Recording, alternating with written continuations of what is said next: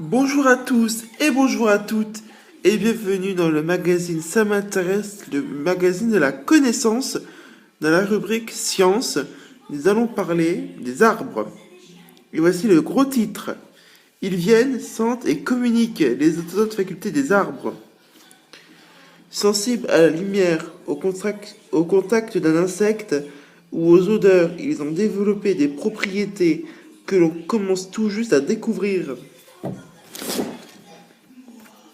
Texte Cécile Coumeau. Maintenant, on en est sûr.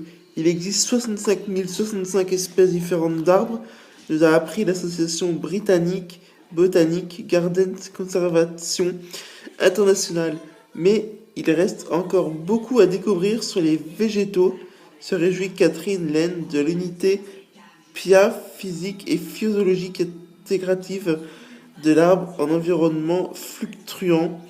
Depuis une dizaine d'années, les recherches laissent entrevoir un monde aux propriétés fascinantes. Ce n'est pas un hasard si le livre de Peter Wohlleben, forestier allemand, a été traduit en 32 langues. Il y a décrit comment les arbres communiquent olfactivement, visuellement et électriquement. De là, il y a voir comment le fait à l'auteur de l'entraide ou de l'empathie. L'idée fait tiquer les scientifiques. La forêt est souvent perçue comme un univers paisible.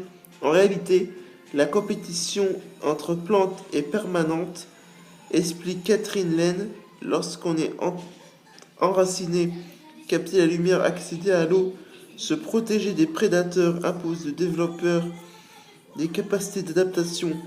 Alors, même s'ils ne possèdent pas de langage, les végétaux s'échangent des informations par les voies aériennes via des composés volatiles et souterraines ou des signaux chimiques.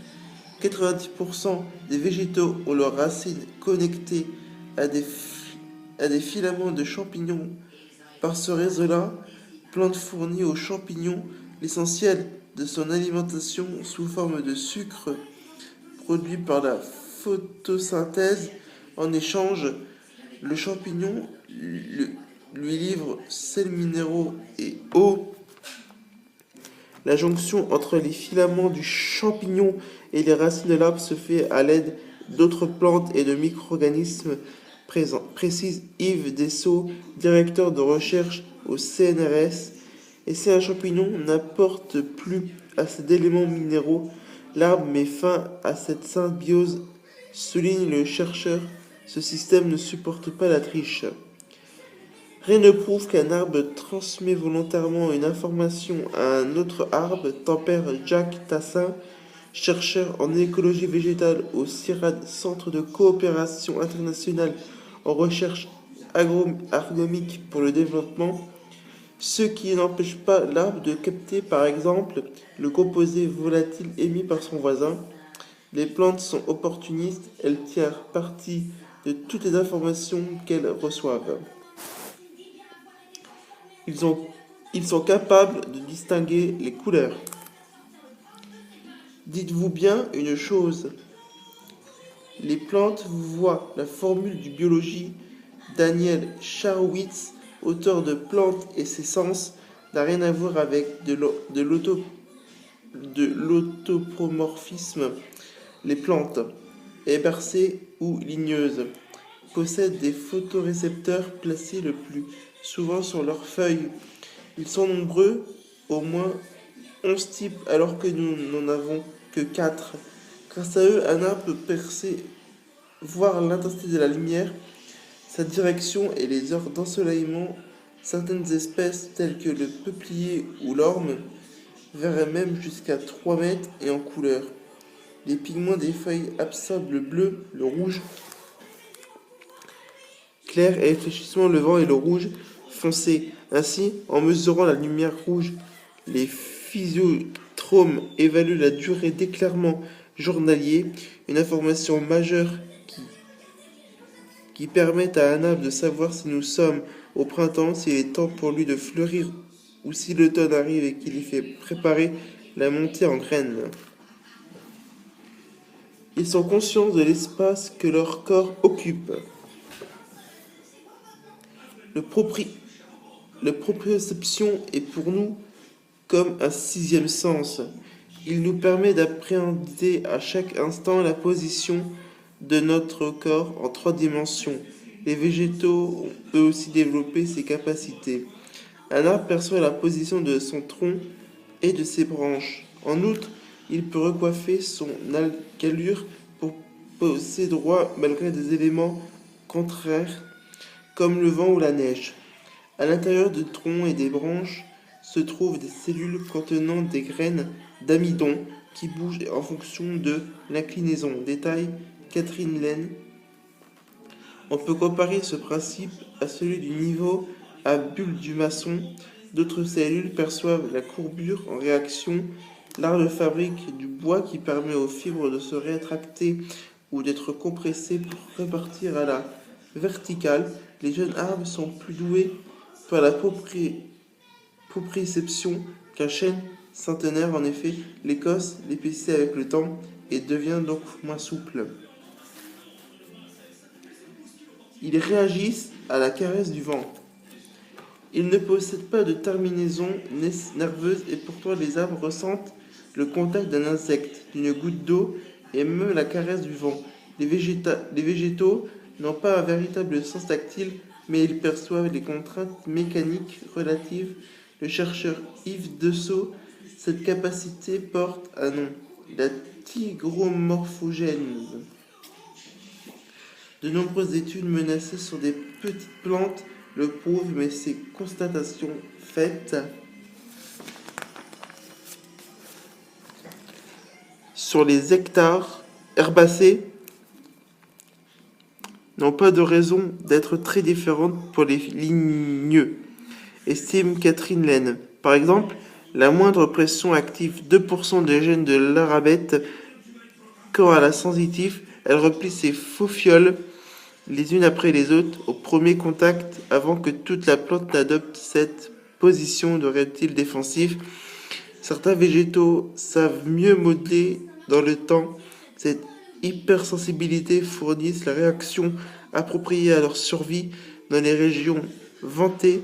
Notamment, les arbres adaptent leur croissance, font plus de bois et des racines plus puissantes pour résister. C'est pourquoi tutorer un arbre ne feront pas service. Indique Catherine Laine, il ne peut pas se mesurer en vent et quand on enlève le tueur, il posera trop vite en hauteur. Ensuite, prochain titre de cette rubrique de science. Ils sentent les parfums émis par leurs voisins végétaux. Les plantes diffusent un parfum et ce n'est pas juste pour notre plaisir. Il ne fait aucun doute qu'elles sentent les autres, écrit Daniel Schawitz. Ce composite organique volatile COV sont des signaux chimiques essentiels pour la communication. Nous ne les percevons pas toujours, mais les végétaux voisins, et plus encore ceux de la même espèce, savent les interpréter. Des terpènes de limonène, de l'éthylène, des milliers de COV sont émis par les feuilles, mais aussi au niveau racinaire, indique Catherine Fernandez, chercheur au CNRS. Ces COV circulent car il y a de l'air dans les sols, notamment grâce aux vers de terre. En 1983, des chercheurs ont apporté la preuve un peuplier attaqué par des chenilles produit davantage de tarin, substance amère, afin d'éloigner les parasites. Dans le même temps, il émet des COV qui portent pas le vent, seront perçus par ses congénères. Ceux-ci produisent à leur tour du tarin à titre préventif. Plus fort, une plante peut émettre les substances qui attirent les prédateurs de ses prédateurs. Ainsi, pour se débarrasser des chenilles qui les envahissent, les ormes et les pins attirent de petites guêpes qui viennent fondre leurs œufs dans le corps des chenilles. La survie des plantes, même aussi des insectes pollinisateuses, dépend de cette communication olfactive très fine, explique Catherine Fernandez. Et sait-on s'ils parlent ? En tout cas, les arbres émettent des bruits dans les colonnes qui font monter l'eau dans les troncs, claquent des bulles d'air que l'on peut enregistrer. Ces bruits sont-ils perçus et interprétés par la plante elle-même et ses voisines? Rien ne le prouve, il n'empêche. La sensibilité dans les végétaux font preuve, ouvre des horizons dans le domaine agricole. En situation de monoculture, sans l'aide des champignons microbiens, les végétaux communiquent plus difficilement. Des expérimentations visent à doper les capacités naturelles sont menées avec l'objectif de réduire le recours aux pesticides. C'est tout le sens de l'agroforesterie qui associe arbres, cultures et ou animaux sur un même parcelle agricole. La rentabilité parle d'elle-même quand on inocule certains champignons au sapin. L'interaction permet d'augmenter de 60% la production de bois sur les 12 premières années. Les arbres ont un sens qui leur permet de percevoir la position de leurs troncs et de leurs branches.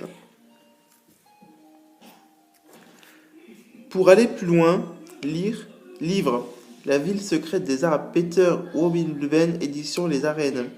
À quoi pensent les plantes, Jacques Tassin, édition Aude Jacob. La plante et ses sens, Daniel Charowitz, édition Bûcher-Chastel. Dans la peau d'une plante, Catherine Laine, édition Belin. Merci d'avoir suivi cette rubrique Science sur les arbres. Prochainement, rubrique Histoire et un sans-titre Occupation, le temps des restrictions. Merci d'avoir suivi cette rubrique Science. N'oubliez pas de laisser le commentaire sur YouTube, bien évidemment. Ciao, ciao.